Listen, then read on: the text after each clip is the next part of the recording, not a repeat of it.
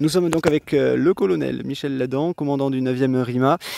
Un passage en revue des troupes du 9e RIMA sur le Haut-Maroni ces dernières 24 heures. Quel est justement l'objectif de ce passage en revue? Et puis l'occasion peut-être de rappeler avec vous, mon colonel, la mission justement du 9e RIMA sur ce secteur de Maripasoula et Papaichton. J'ai bénéficié d'un aéronef en parallèle de la visite de la ministre de la Transition écologique pour me déplacer sur Maripasoula où j'ai actuellement une compagnie d'infanterie permanente qui stationne.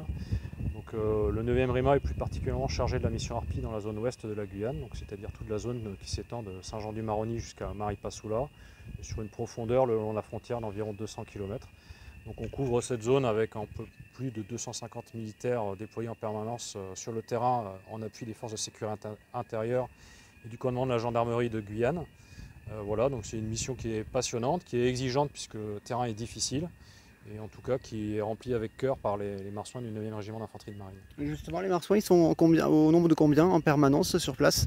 Alors déployés en permanence, on va avoir à peu près 250 personnes, et puis ensuite on garde sur la portion centrale au niveau de Cayenne à peu près l'équivalent qu'on peut injecter pour porter des efforts, donc soit dans la zone nord du côté de Saint-Jean-du-Maroni, soit dans la zone sud du côté de Maripasoula. Donc on continue d'injecter des personnes supplémentaires, parfois des opérations qu'on appelle des opérations renforcées, conduites conjointement avec la gendarmerie, qui nous permettent de porter des efforts particuliers dans les zones d'orpaillage.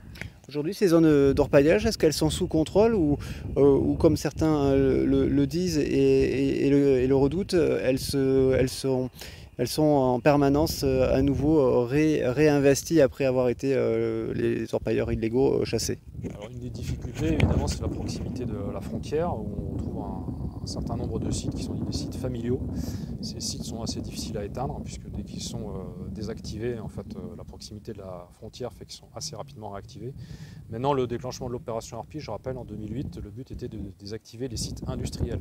Donc des sites qui dépassaient les 500 personnes pour aller jusqu'à 1000 personnes, donc des vrais villages de Garim-Perros en plein milieu de la jungle. Donc actuellement, cette opération qui a été déclenchée en 2008 porte ses fruits depuis 2008. Il n'y a plus de sites industriels en Guyane. Et chaque fois qu'il y a une tentative d'industrialiser un site, les forces armées en Guyane et le commandement de la gendarmerie de Guyane se déploient pour faire en sorte que ce site ne dépasse pas une taille, comme je l'ai dit, industrielle. On a parlé dernièrement des bandes armées, ne serait-ce que par rapport à la mort de Manuel Zinho, et également celle annoncée d'un autre commandant, en tout cas intitulé comme tel, de bandes armées récemment.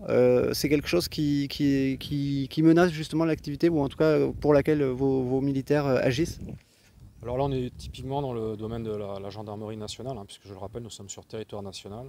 Moi, j'accompagne les gendarmes sur les sites pour créer un rapport de force favorable, en particulier si on croisait des bandes armées en jungle.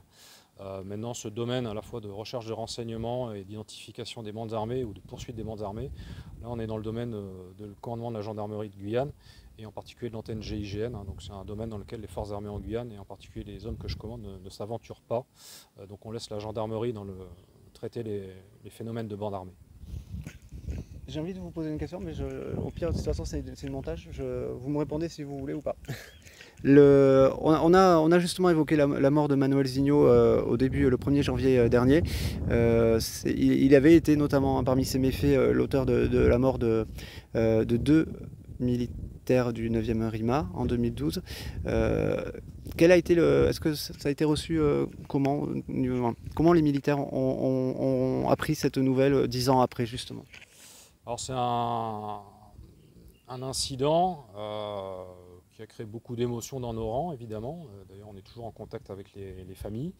Donc cette année, effectivement, on commémorera les 10 ans de l'embuscade de Dorlin, donc avec 2 morts au niveau des commandos de recherche et d'action en jungle du 9e RIMA.